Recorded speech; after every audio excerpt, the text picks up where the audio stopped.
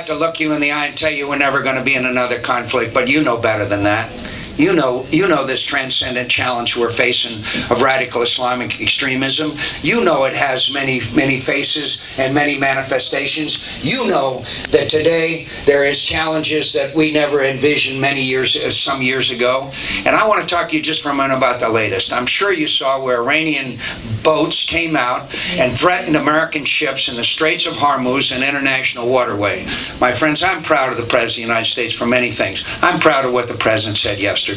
My friends, this goes back to the earliest days of American history. The first conflict we were ever in after we achieved our independence there was a group called the Barbary Pirates, and they were capturing American ships, and they were demanding tribute.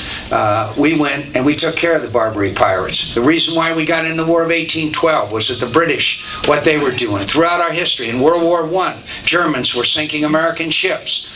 And the principle was the freedom of the seas. I am proud of the President of the United States, and I want to tell you, I will do whatever is necessary to preserve freedom of the seas. And that is, we're not going to have American ships attacked. And that is a fundamental principle of our adherence to international law.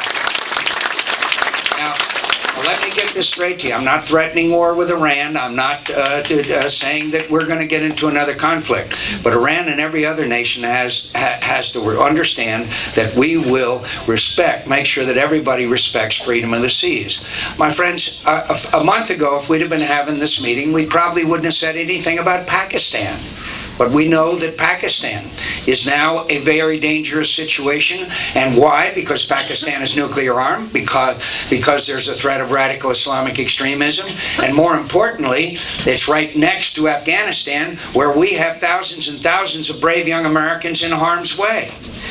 And so it matters what happens in Pakistan. Lindsay mentioned, he and I have had meetings with Musharraf. We know Pakistan. I've been to Waziristan. And my friends, I can tell you that the Taliban are not defeated.